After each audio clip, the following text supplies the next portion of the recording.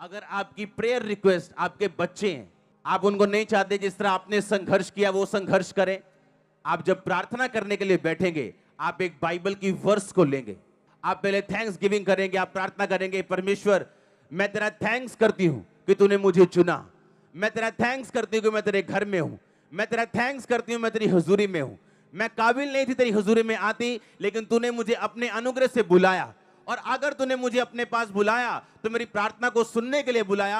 अब मैं प्रार्थना करती हूं तेरे वचन के अनुसार, जो भजन संहिता 112 की 2 में लिखा कि सीधे लोगों की संतान आशीष पाएगी और धर्मी का वंश प्राकर्मी होगा। अब मेरे बच्चों को छू और उनको ऐसा छू वो प्राकर्मी बने। अगर प्राकर्मी बनने में कोई भी उनकी गंदी आदत है वो छूट जाए, अगर शैतान उनको तंग करता है वो चला जाए। हे परमेश्वर मेरी संतान को छू और उन्हें प्राकर्मी कर, उन्हें सामर्थ्य कर, ये आपकी प्रार्थना होगी। उसने कहा सब कुछ पूरा।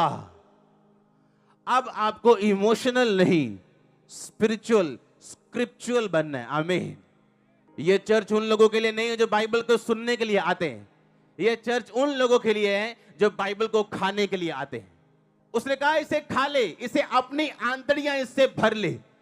इसे सुनना नहीं है सिर्फ, बाइबल को क्या करना है?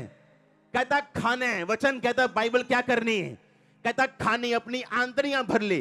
कि जब तू प्रार्थना करने के लिए बैठे तो इधर उधर की बातें ना करे, इमोशनल बातें ना करे, वरन तेरे मुंह से वचन निकले, और वचन से निकली हुई प्रार्थना परमेश्वर वापस नहीं मोड़ता। प्रॉब्लम आज ही है कि चर्च में एक बैठी हुई अच्छी सिस्टर बैप्टिज्म लिया हुआ, पर उसे यह नहीं मालूम कि मेरे बच्चों की प्रार्थना मैं कैसे करूं।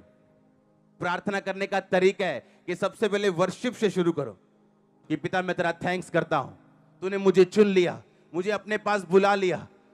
कोई मायने नहीं करता मेरी कंडीशन अब कैसी है, पर मैं तुझे जीवित परमेश्वर को जान चुका हूं। मैं जान चुका हूं तू जीवित है, मैं जान चुका हूं एक दिन मैं गवाही के साथ वापस आऊंगा, और मैं स्वर्ग का अधिकारी हूं, मैं जान चुका हूं मैंने साल्वेशन पाली। फिर आप प्रार्थना शुरू करोगे कि पिता तेरे वचन में ये लिखा, मैं तुझे दीर्घ आयु से तृप्त करूंगा। परमेश्वर तू जानता है कि ये बीमारी जो मुझे है ये मुझे दीर्घ आयु जाने नहीं देगी, इसलिए इस बीमारी को हील कर ताकि मैं दीर्घ आयु में जा सकूं। पिता बीमारी के साथ दीर्घ आयु किसी काम की नहीं, गरीबी के साथ दीर्घ आयु किसी काम की नहीं। मुझे आशीषें भी दे कि मैं दीर्घ आयु जी सकूं और आनंदित होकर जी सकूं। तूने कहा कि मैं तुझे उद्धार दिखाऊंगा, अपना उद्धार तुम्हें दिखाऊंगा।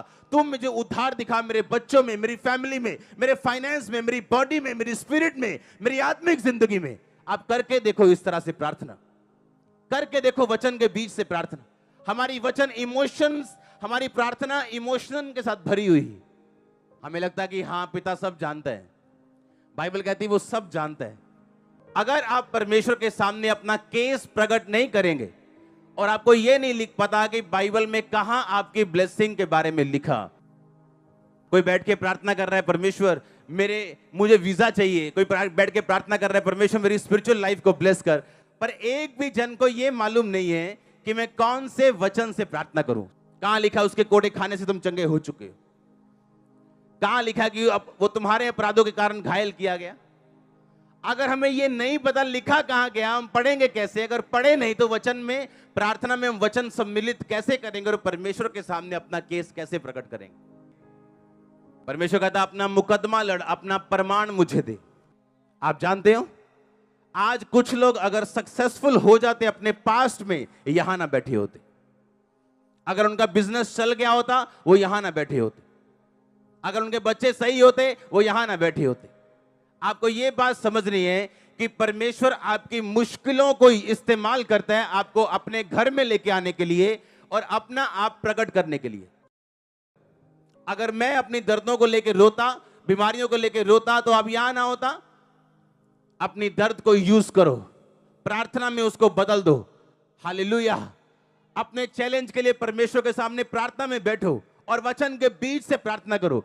आप एक नए मनुष्य बन के उभरने वाले, मैं देख रहा हूं अपनी आत्मा में। परमेश्वर जानबूझ के अलाउ करता है कि अगर फेलियर्स को, आपकी लाइफ में मुश्किलों को अपने डिवाइन पर्पस में, अपने ईश्वरीय पर्पस में, अपने ईश्वरीय बुलाहट में आपको दाखिल करवाने के लिए, आपकी एंट्री करवाने के लिए। वो मुश्किल जो आपकी लाइफ में है वो एक एंट्री कार्ड है आपका उस प्रोग्राम में जो जीसस क्राइस्ट के द्वारा डायरेक्ट किया गया।